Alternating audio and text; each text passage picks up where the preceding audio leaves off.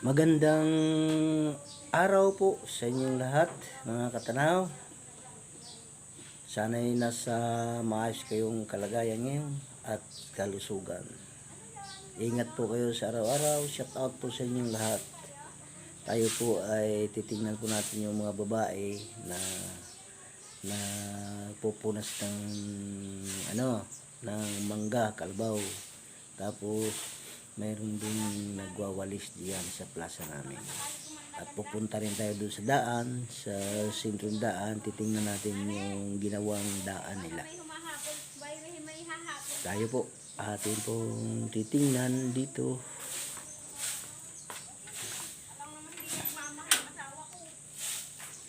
Yan po si Emily, ngaw siksi.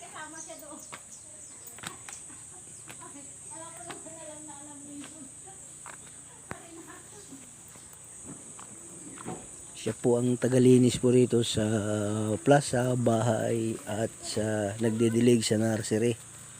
Yan po si Emily Siksay. Yan.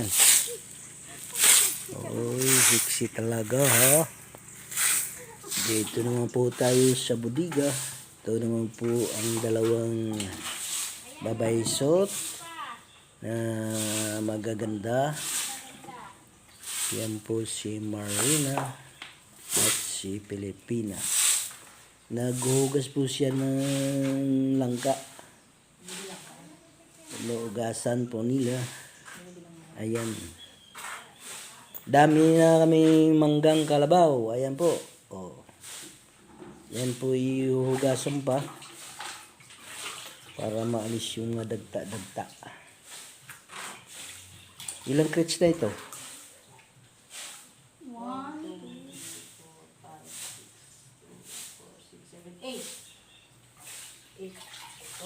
8. Saka yun? Iba po yan, hanggang Indian Mango. Indian Mango to? Indian Mango to. Yan po ang aming kalakal. Mamaya po ay dadalhin ni Busing.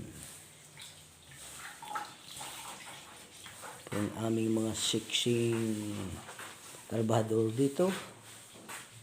Magaganda po pagka wala na iba. Ay talaga palang magaganda. Magaganda po talaga sila. Kasi po kami lang ang babae, kaya kami ang maganda. Uy. Mga pogi yung iba. Mga pugi kasi iba. Lalakad naman po tayo dito sa daan. Sabay exercise na po. Ito, titingnan natin yung nagagawa sa amin ng ba tawag doon sa daan. Kung tapos na. Atin po titingnan po ito. Tayo po, samahan niyo po ako. Let's go! Ito po yung daan namin mula gate hanggang dito sa plaza. Po yung rest house ni sir. House number 1. House number 2. Yan po siya nagpapahinga pagka yun siya pumunta po rito. Dito sa bahay na to. Ito naman pong daang ito. Papunta po yung Dosya Pilis. Yan po.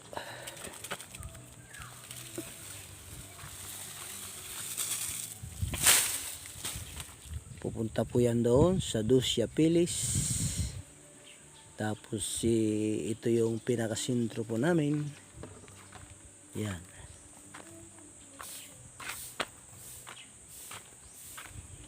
Tingnan po natin yung daan na ginagawang doon sa mga ham na kinukulayan namin para hindi po tutulin yung mga sasakyan. Kasi kuminsan tutulin. Lalo na pag nakasinggil motor. Ito po. Tapos na po sa banda rito. Ayan. Tapos na po ito.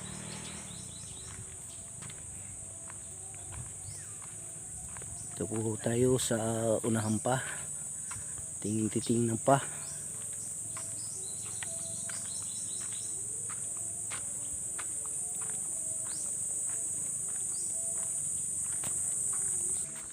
Dito po yung aming pinakasentro.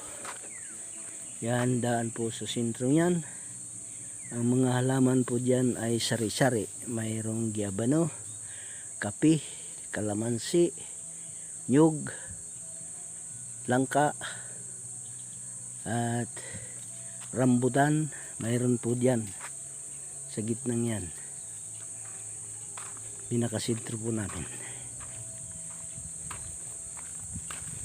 Yan, ito po yung ito po yung dayang ham. Dayang ham. Nilagyan lang ng guhit para kunyari mayroong ham. Para yung mga rider hindi po matulin. Pag tumulin sila, nakakapreno. Nagad po ng aso. Yung asong gate.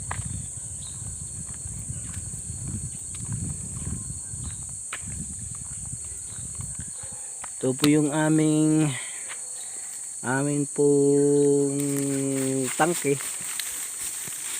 po namin ng tubig galing district. Siya pong nagsusupply doon dito sa amin ng tubig galing district po yan.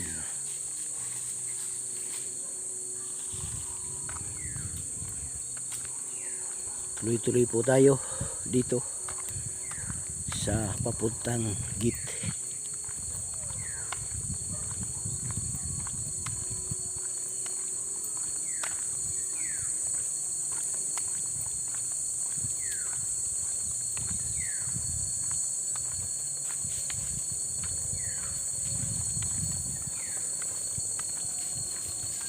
Dito po sa bandang kaliwa kong yan, mga mangga po yan dyan. Mayroong R2A2, mayroon pong tsukunan at kalabaw. Yan. Mayroon po dyan.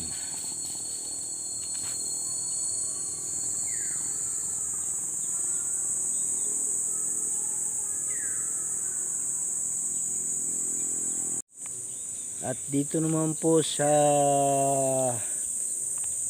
aking kanan, sa bandang kanan, yun may kape na Nestle po rito, kape. Tapos mayroon ping mangga dyan, may niyog din.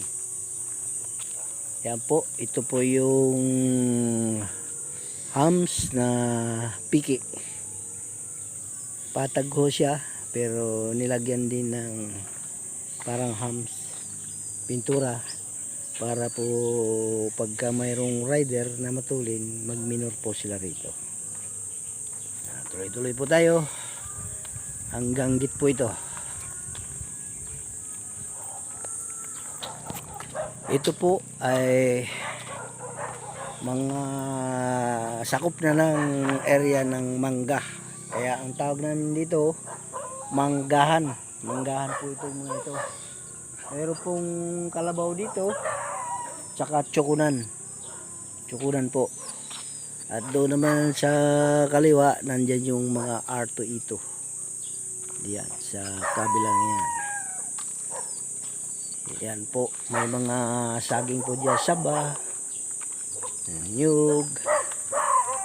Diyan po sa kabilang yan. Ito, punta po tayo sa gate. Ito po yung ham. Ito talagang ham na hindi piki kasi may pabukol ho ito. Alangan dito talagang tumulin kasi pagka ikay matulin dito, lilipad ka. Po mga katanaw, ito po yung mga asong gate. Marami po kaming mga aso dito, guardia. Tuloy-tuloy po tayo. Tuloy-tuloy po tayo sa paglakad hanggang doon sa gate para marating natin yung gate mga katanaw. Tuloy-tuloy lang tayo. Yan. Yan na po yung mga asunggit.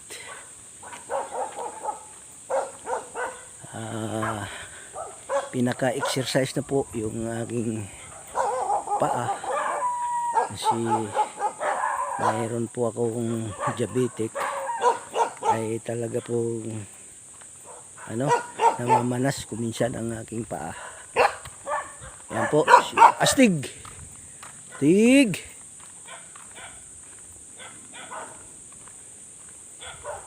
Po yung mga aso po rito sa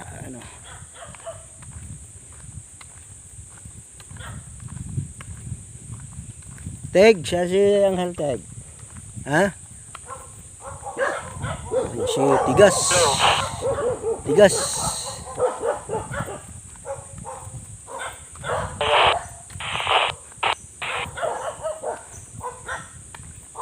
Dami po kami dito gwardiya. Dami po kami gwardiya dito.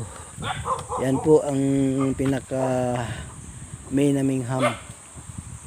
Ito po yung pagka nilalagyan po namin ng tubig na mayroon pong gamot para hindi po makakatuloy yung aming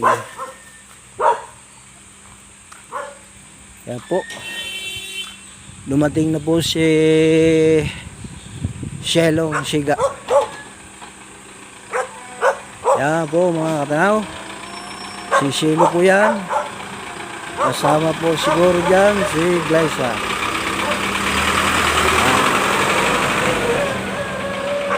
Di na po nagpatingin. Siga po ang dating.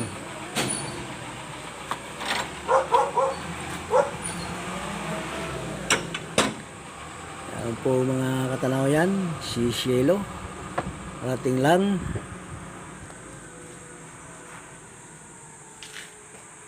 Di na nagpatingin kung anong dala. Ito po yung aming git, pinakamin. Yan po. Haggard house namin dito. Naglumbal din sapal.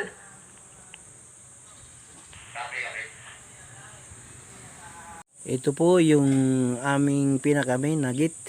Tapos guard house dyan. Yan po ang daan namin papasok sa Paradise Farm. Kabila po niyan ay mangga, mga mangga. Iba-ibang klaseng mangga, may kalabaw, mayroon po diyang Indian, Chokunan, saka Arto Ito, at mayroon pang iba na hindi ko mabanggit. Dugtong po yan, dugtong. Okay po, hanggang dito na lang po tayo sa ating binablog ngayong araw na ito. Maraming pong salamat sa inyo mga katanaw. Ako'y magpapaalam na. Shout out po sa inyong lahat na nanonood sa aking mga vlog. Yung mga bago-bago po nanonood dito sa channel ko sa YouTube, Katanaw Julaes, paki-subscribe naman po. At pagipindot naman po yung bell sa baba para ako masubaybayan nyo yung mga iba pang nagaganap dito sa yung makikita nyo dito sa aming farm, mga halaman. Sa susunod natin pagkikita, babay po, mabuhay po kayong lahat. Babay po, bye-bye.